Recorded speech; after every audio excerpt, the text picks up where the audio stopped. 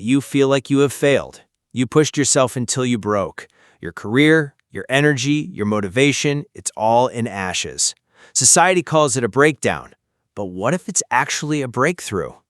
What if you aren't dying? You are just catching fire. Welcome to the debate. Today we are tearing down everything you think you know about burnout. Yeah, completely dismantling it. Right. We're taking on one of the most pervasive, debilitating afflictions of modern life. And we're going to look at it through two radically different lenses. I will be arguing that burnout is the ultimate catastrophic consequence of a modern work culture that treats human beings like infinite resources. It is an objective collapse where our minds and bodies are just crushed under an unsustainable society. And, I believe we've got it entirely wrong by framing this experience as a failure. I'll be coming at this from a totally different angle, what psychologists are increasingly calling the Phoenix Protocol. I'm going to argue that burning out is not a sign of weakness, and it certainly isn't a tragic malfunction. It's actually a brilliant, necessary biological rejection of a toxic life. It is your organism's ultimate act of self-preservation. I think we have to start by looking unblinkingly at the reality of this collapse. Because, we really can't gloss over the phenomenology, the actual lived experience of what a person goes through. Fair enough, yeah. If you're listening to this and you are in the middle of severe burnout, you know that it does not feel like some mystical transition. It feels exactly like the end of the world. It's terrifying. It really is. In our hyper-capitalist society, we are pushed to absolute breaking points by employers, by economic pressures, and by our own internalized demands for constant productivity. And when a person hits that wall, the result is the literal collapse of their career, their relationships, and their mental health. Mm-hmm. We are talking about cognitive fatigue so profound that choosing what to eat for dinner becomes paralyzing, emotional exhaustion that leaves people completely hollowed out. I absolutely agree with your description of the symptoms, but we have to completely flip the paradigm on what those symptoms actually signify. If we continue to view burnout purely through the lens of failure, even if we generously blame the system for causing that failure, we miss the profound mechanism at work beneath the surface. How so? Well, you're describing a collapse, right? But what is actually happening is a forceful, intentional shutdown. The old self was built brick by brick to serve a hyper-capitalist system that was literally killing the organism. So what does the organism do? It rebels. Right. It shuts off the supply of energy. It destroys your capacity to continue participating in that harmful environment. We have to stop viewing the refusal to participate in a toxic system as a failure of the individual. I hear what you're saying, but framing this as a brilliant biological rebellion feels like it's ignoring the brutal reality of the environment we actually inhabit. In what way? Well, when someone's career is in ashes, comparing them to a magnificent mythological bird doesn't pay the rent. It doesn't fix their mental health. Society labels this a complete failure because the tangible real-world losses are catastrophic. Right, but that label... When you burn down your life, even if that life was objectively toxic, you are left standing in the ruins of your own livelihood.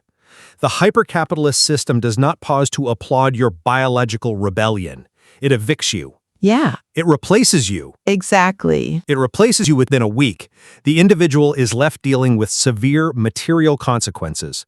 So while this defense mechanism argument sounds incredibly empowering in a clinical or philosophical setting, the devastation is objective. Let me stop you right there, because that framing that society labels it a failure because of tangible losses is exactly the trap. The trap? Yes, you are evaluating the biological response using the exact same metrics as the toxic system that necessitated the response in the first place. Oh, interesting. Right. Of course, the hyper-capitalist framework views your burnout as a failure. The system has lost a productive asset. But your biology doesn't care about your 401k. It cares about your survival. Let's look at the underlying mechanics here. Think about your nervous system. Okay. When you are constantly stressed, you're operating in a sympathetic nervous state, fight or flight. You are flooded with cortisol and adrenaline. Constantly. Right. If you sustain that for years to meet endless productivity metrics, your heart, your immune system, everything is at risk of literal physical death. So the brain initiates a dorsal vagal shutdown. It is a biological emergency brake. Okay, an emergency brake. I can see that analogy, but pulling an emergency brake at 80 miles an hour usually results in a crash anyway. Exactly. When a car is hurtling toward a cliff, pulling the emergency brake might ruin the brake pads. It might snap the axles. It might cause a tremendous amount of structural damage to the vehicle. But it stops the car from going over the cliff. Huh. Burnout is the biological emergency brake. The tangible losses you mentioned, the job, the status, the income, those are the friction of that brake being violently applied. It causes damage, yes, but the mechanism itself is a brilliant success because it is keeping the person alive.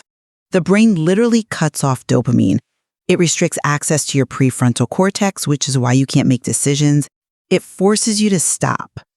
That is a fascinating way to explain the brain fog. But let's build on that, because I want to look at a different analogy to really drill down into the subjective experience of this. Sure. Let's compare that hyper-productive self to an operating system on a computer.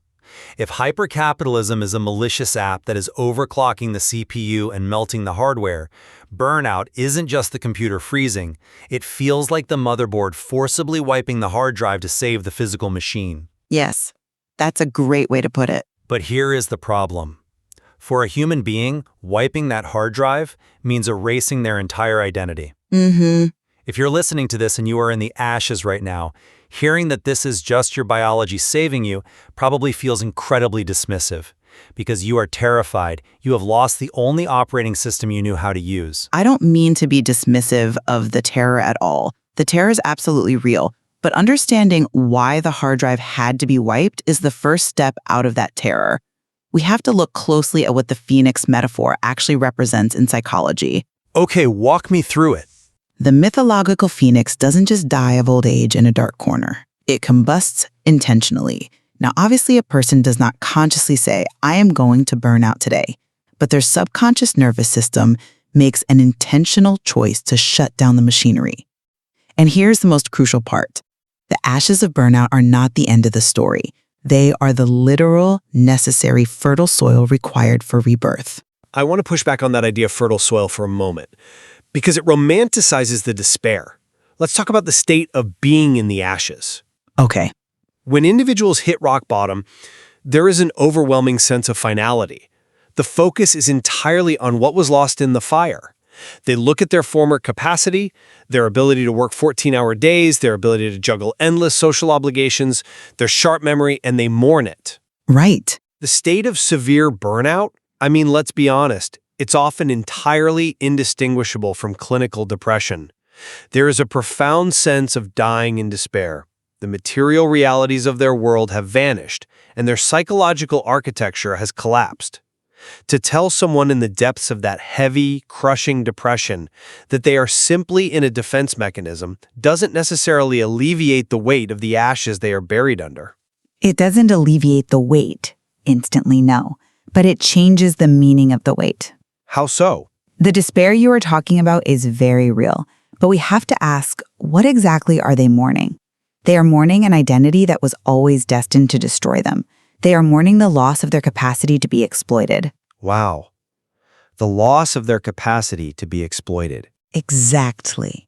Think about the traits that just burned down, the pathological need to please, the addiction to productivity, the constant masking of their authentic needs just to appear professional or successful. You cannot grow a healthy, sustainable life in the toxic soil of a system that demands you sacrifice your well-being for output. Right. You cannot plant a new seed in poisoned ground.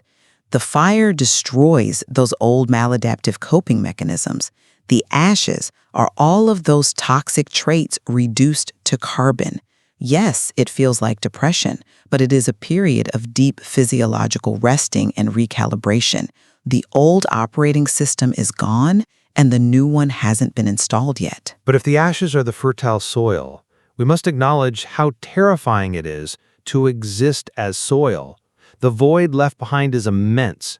Even if that hyper-capitalist system was poisoning them, it provided a structure. It provided a metric for self-worth. In our culture, the equation is incredibly simple. I am valuable because I produce. When you lose the ability to produce, you don't just lose a paycheck, you lose your justification for taking up space in the world. When that burns down, the psychological rebirth you're talking about does not happen overnight. There is a protracted period, sometimes lasting years, where the individual is completely unmoored. The fire leaves a landscape that is unrecognizable. Which is why the transition from the ashes to the rebirth is the most perilous part of the Phoenix Protocol. You are absolutely right that it doesn't happen overnight, and frankly, rebirth is not guaranteed. And this brings us to the core of what it actually takes to survive this process. To rise stronger, you must first have the courage to let the old version of yourself burn completely. Courage. Yes, that word, courage, is the linchpin. It is not a passive process where you just wait around and suddenly you feel better. The terror you just described, the void of losing one's identity as a productive asset, is exactly what the individual must bravely face. And that is where so many people get stuck, isn't it? Because the instinct when you feel the fire starting, when you feel the exhaustion creeping in, is to panic. You try to put the fire out. Exactly. Most people try to tape the burning pieces of their old life back together.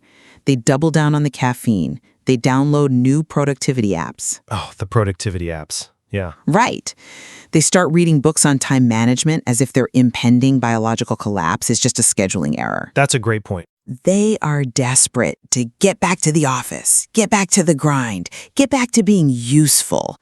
But true resilience requires the courage to stop fighting the fire.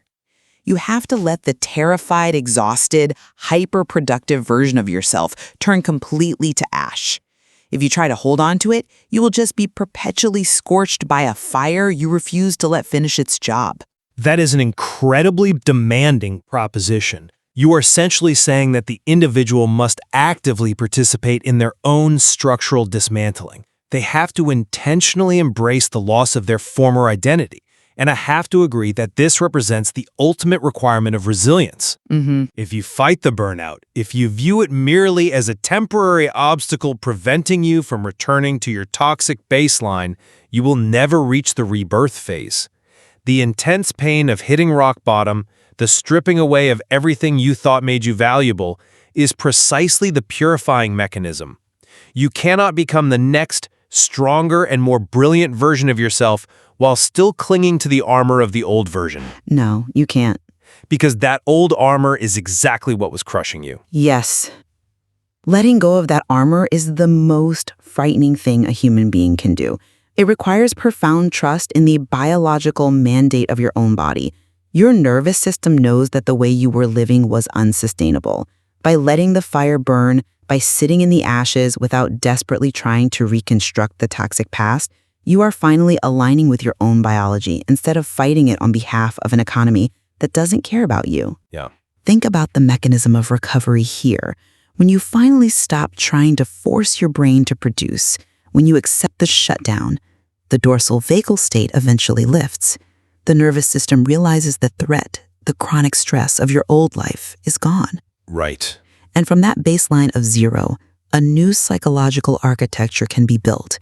The new Phoenix is stronger and more brilliant, specifically because it is no longer burdened by the delusions of its previous incarnation.